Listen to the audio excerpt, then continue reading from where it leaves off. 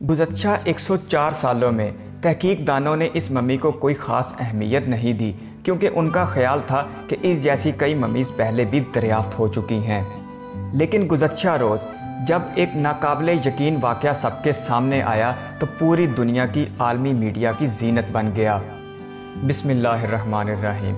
मिस्र का शुमार दुनिया के कदीम तरीन मुल्क के तौर पर होता है।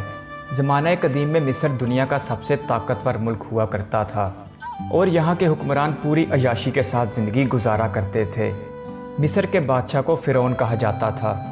हज़रत मूसा अलैहिस्सलाम के ज़माने से ताल्लुक़ रखने वाले फ़िरौन का असल नाम मूसा बिन वलीद था। इन बादशाहों की ज़िंदगी तो शहाना थी ही, लेकिन इनकी मौत इनकी ज़िंदगी से भी ज़्यादा ख़ास हुआ करती थी। जब भी कोई बादशाह मर जाता तो उसकी लाश को महफूज कर दिया जाता।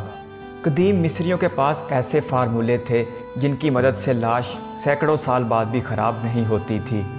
मिस्र के ये कदीम अहराम दुनिया का सबसे बड़ा अजूबा है।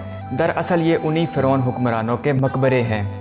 हर बादशाह को उसके मर्तबे और रुतबे के हिसाब से दफनाया जाता था और उसका मकबरा भी उसी हिसाब से बड़ा या छोटा बनाया जाता था।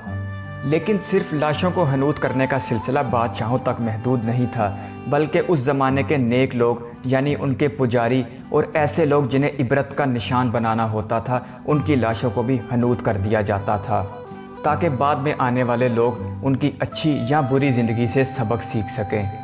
यही वजह है कि अहराम मिस्र के आसपास भी तहकीक दानों को ऐसी मम्मीज़ बरामद होती हैं जो या तो उस ज़माने के बहुत नेक लोग हुआ करते थे या फिर बहुत ही बदकार। मौजू पर आने से पहले आपसे प्यार भरी गुजारिश है कि हमारे इस मालूमाती चैनल यूनिवर्स व्यू को सब्सक्राइब करते हुए बेल आइकन प्रेस कर दें, ताकि मालूमात और हक़ाइक़ से भरपूर वीडियोज़ मिलने का सिलसिला बना रहे। ये 1917 का वाक़या है जब मिस्र में इसी तरह की दरियाफ़्त करने वाली पोलैंड की एक कंपनी को एक संदूक में एक मम्मी दरियाफ़्त हुई।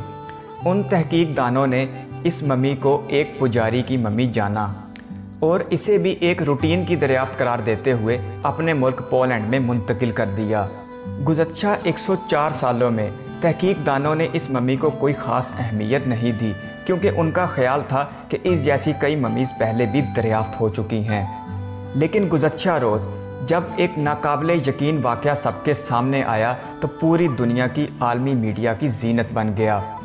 104 साल बाद जब इस संदूक को खोलकर इस मम्मी की स्कैनिंग की गई तो हैरान कुन तौर पर तहकीक दानों के तवक्कुआत के बरक्स ये एक औरत की मम्मी थी। लेकिन तहकीक दानों के लिए भी ये बात शायद इतनी अजीब ना होती अगर उन्हें स्कैनिंग के दौरान एक मज़ीद बात का पता ना लगता। वो बात ये थी कि हनूत की गई ये मम्मी एक हामला खातून की थी और इसका हमल 26 से 30 हफ्तों के दरमियान था। मज़ीद तहकीकात से ये बात सामने आई कि इस औरत की उम्र 20 से 30 साल के दरमियान थी। लेकिन सवाल ये है कि इस 26 से 30 हफ्ते के हमल को बचाया क्यों नहीं गया। तहकीक दानों का इस बात पर ख्याल है कि ये औरत किसी बदकारी में मुलव्विस रही होगी, इसीलिए इसको और इसके गुनाह को इबरत का निशाना बनाने के लिए उन लोगों ने पहले तो इस औरत का कत्ल किया और फिर इसकी लाश को इसके बच्चे समेत महफूज कर दिया गया। ये हामला मम्मी दुनिया की पहली मम्मी बन गई है जो इस हालत में दरियाफ़्त हुई है। यही वजह है कि इस खबर को पूरी दुनिया में नुमायां किया जा रहा है। आपके ख्याल में इस मम्मी के बारे में साइंसदानों का ये अंदाज़ा दुरुस्त है या गलत? अपनी कीमती राय इस वीडियो में ज़रूर दीजिएगा।